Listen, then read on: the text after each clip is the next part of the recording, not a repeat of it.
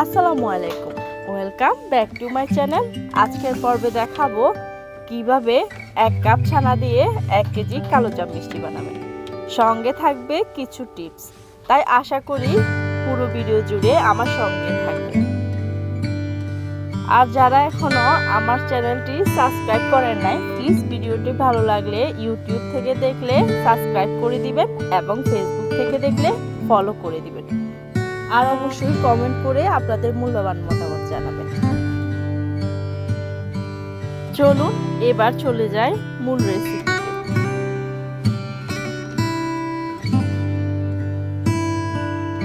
এখানে আমি দিয়ে দিয়েছি 1 কাপ ছানা। ছানার রেসিপির লিংক আমার ডেসক্রিপশন বক্সে দেওয়া আছে, আপনারা চাইলে দেখে নিতে পারেন। দিয়ে দিলাম মেজারমেন্ট কাপে 1/3 কাপ গুঁড়ো দুধ, 2 টেবিল চামচ সুজি, 1/3 কাপ অল পারপাস ফ্লাওয়ার বা ময়দা, হাফ চা চামচ বেকিং পাউডার, 1 টেবিল চামচ চিনি, সামান্য পরিমাণ ফুড কালার, যাতে কালারটা সুন্দর আসে। ভাজার পরে মিষ্টির কালারটা অনেক সুন্দর আসে ফুড কালার দিলে। এটা অপশনাল, আপনারা চাইলে দিতে পারেন, আর না হয় স্কিপ করতে পারেন। আগে সবগুলো উপকরণ ভালো করে মিশিয়ে নিতে হবে। মেশানো হয়ে গেলে এতে আমি দিয়ে দিব 1 টেবিল চামচ পরিমাণ ঘি,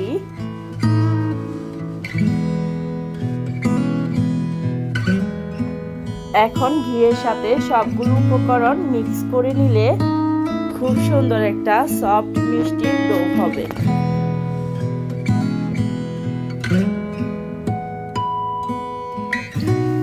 এখন ডোটাকে মিষ্টির সাইজ অনুযায়ী ছোট ছোট লিচি কেটে নিব।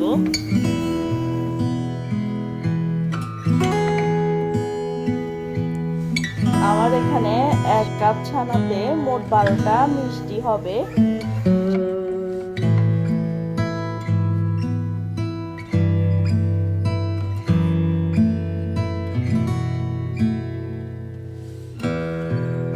মিষ্টি বানানোর সময় হাতে একটু ঘি বা তেল মেখে নেবেন, তাহলে মিষ্টির শেপটা অনেক সুন্দর আসবে। এইভাবে আমি সবগুলো মিষ্টি বানিয়ে নিয়েছি।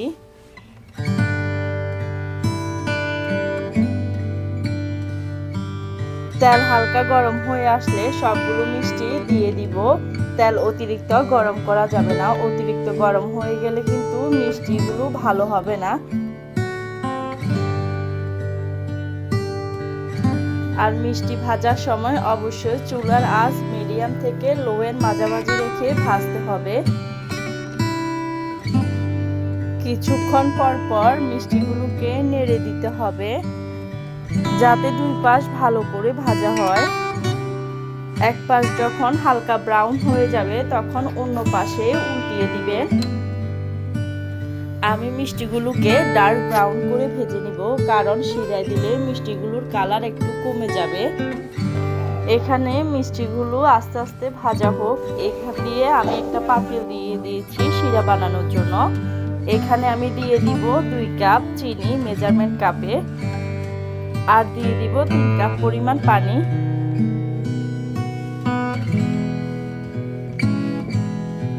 এখন আমি চুলার আঁচটা হাই দিয়ে দিয়েছি। চিনি আর পানির মিশ্রণটা একটু নেড়ে নিব।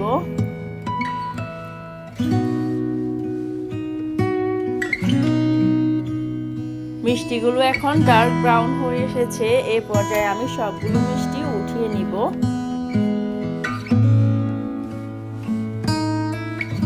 শিরার মধ্যে দিয়ে দিব 1 চিমটি পরিমাণ এলাচের গুঁড়া। আপনারা চাইলে গোটা এলাচও ব্যবহার করতে পারেন, তবে আমার কাছে মনে হয় গোটা এলাচের থেকে এলাচের গুঁড়াটা ব্যবহার করলে মিষ্টির টেস্টটা অনেক ভালো আসে।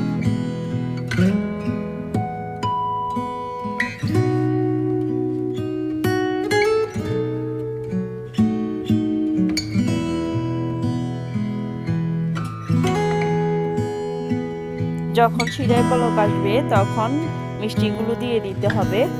দেখুন আমি মিষ্টিগুলো দিয়ে দিয়েছি। ঢাকনা দিয়ে ঢেকে জাল করে নিব 30 মিনিটের মতো।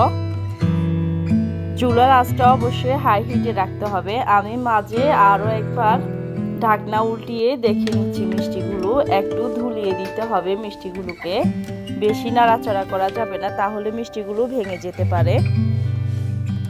আরেকটা কথা, মিষ্টি শিরাতে দেওয়ার সময় অবশ্যই মিষ্টি ঠান্ডা করে তারপরে দিতে হবে। গরম গরম মিষ্টি শিরাতে দিয়ে দিলে কিন্তু মিষ্টিগুলো চুপসে যাবে।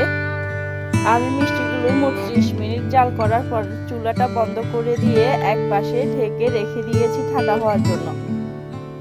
মিষ্টিগুলো ঠান্ডা হয়ে গিয়েছে, এখন ঠান্ডা ঠান্ডা পরিবেশনের পালা। দেখুন রেডি হয়ে গেল কালোজাম মিষ্টি। আপনারা একবার ট্রাই করে দেখতে পারেন। আশা করি ভিডিওটা আপনাদের উপকারে আসবে। সবাই ভালো থাকবেন। আল্লাহ হাফেজ।